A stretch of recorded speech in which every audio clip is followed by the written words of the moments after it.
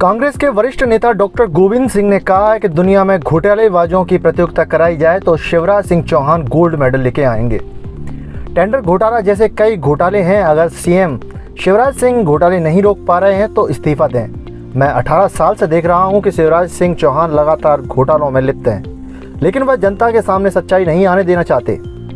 गोविंद सिंह ने कहा, जब भी विधानसभा में घोटाले के मुद्दे उठे तो सीएम शिवराज सिंह चौहान ने सत्र नहीं चलने दिया। बीजेपी सरकार हिटलर के पद चिन्हों पर चल रही है। प्रजातंत्र पर बीजेपी का विश्वास नहीं है। प्रजातंत्र का गला काटने का काम सरकार कर रही है। इसके साथ ही डॉक्टर गोविंद सिंह ने ज्योतिरादित्य सिंधिया पर भी निशाना साधा। गोविंद सिंह ने सिंधिया के उन आरोपों पर पलटवार किया जिनमें सिंधिया ने कांग्रेस सरकार के 15 महीने के कार्यकाल में भ्रष्टाचार और चोरी के आरोप लगाए। गोविंद सिंह बोले, अगर कांग्रेस की 15 महीने की सरकार में चोरी हुई है तो चोरी का हिस्सा सिंधिया के पास भी गया होगा। सिंधिया सरकार के प्रमुख नेता थे। अगर चोरी हुई है तो उसमें सिंधिया का शामिल होना 100% सही है। नेता प्रतिपक्ष ने कहा कि कांग्रेस खुद ओबीसी हितैषी है।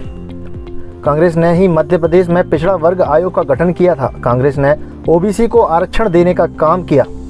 पिछड़े वर्ग को 27% आरक्षण देने का काम कांग्रेस सरकार ने किया था। उन्होंने कहा कि भाजपा सरकार को उखाड़ने के लिए प्रियंका गांधी 21 जुलाई को ग्वालियर संभाग में आ रही हैं। ग्वालियर की जनता के साथ साथ यहाँ के नेताओं ने भी पीठ में छुरा घोंपा और राज्य सरकार गिरा दी। जनता उन्हें सबक सिखाने के लिए लामबंद हो गई है।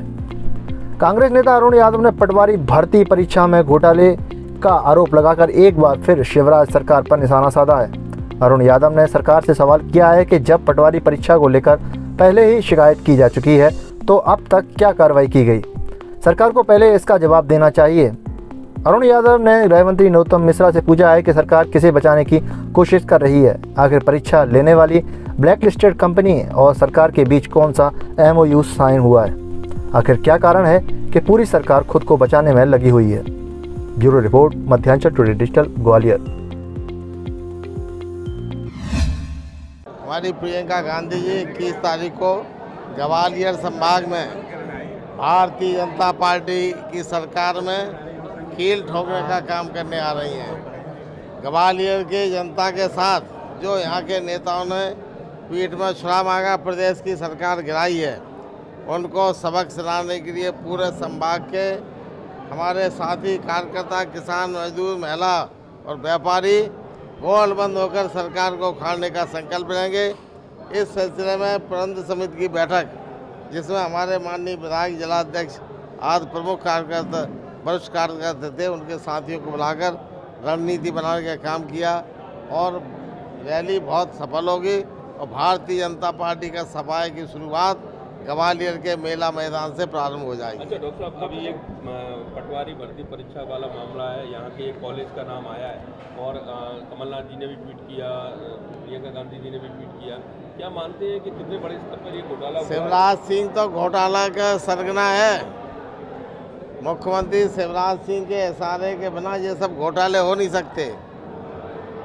अगर किसी को विश्व में घोटालेबाजों में किसी मुख्यमंत्री को अगर इनाम मिला तो शिवराज सिंह गोल्ड मेडल ले आएंगे।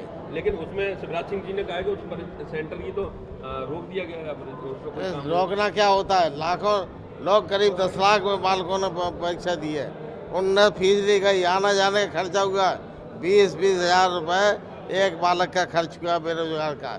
अब परीक्षा निरस्त होगी या रोक दी जाएगी तो उनका भविष्य चौपट कर रहे हैं। क्या मानते हैं किस स्तर पर पूरा ऐसा कौन सा परीक्षा हुई है जिसमें घोटाले हुए? व्यापम घोटाला, टेंडरिंग घोटाला, अभी पटवारी, इसके पहले आपके नर्सिंग घोटाला और नर्सिंग के अलावा परीक्षा हुई थी अभी एग्रीकल्चर में, उसमें भी घोटाले हुए, उसको भी रोका गया है।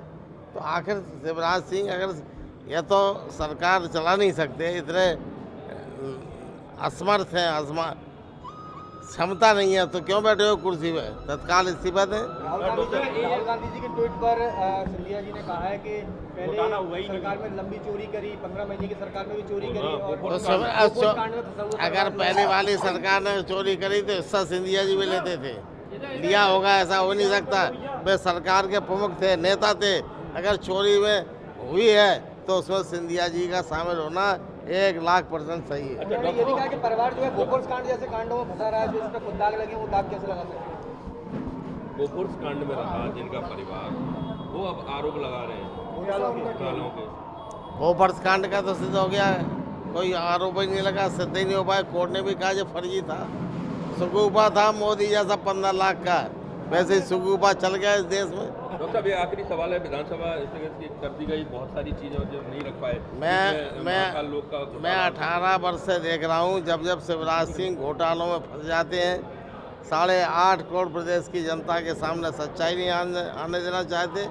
और जब भी मुद्दे उठे हैं, अभी पोषण आहार में घोटाला, CAG ने रिपोर्ट दी थी, उसका हम लाए, उसमें हल्ला गुल्ला करके 3.25 लाख करोड़ का बजट ये 15 मिनट में पास कर दिया।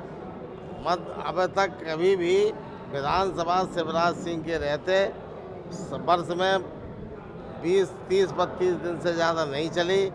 ये भारतीय जनता पार्टी सरकार फासिस्टवादी है, हिटलर के पद चिन्ह चलना वाली है। सब प्रजातंत्र में विश्वास नहीं है और प्रजातंत्र के मंदिर का गला घोटने का काम सरकार कर रही है, प्रजातंत्र समाप्त करने की और चल रही है। भोपाल में जयस और ओबीसी महासभा की बड़ी बैठक हुई, उन्होंने कहा कि विपक्ष हो चाहे पक्ष हो, कोई भी हमको अगर हमने ओबीसी साथियों को, मित्रों को जानकारी होना चाहिए, जरा ज्ञानवर्धन करें।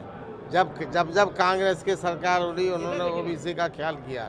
नंबर 1, सबसे पहले देश में ओबीसी के आयोग का गठन मध्य प्रदेश में माननीय स्वर्गीय अर्जुन सिंह जी ने किया था, महाजन आयोग बनाया।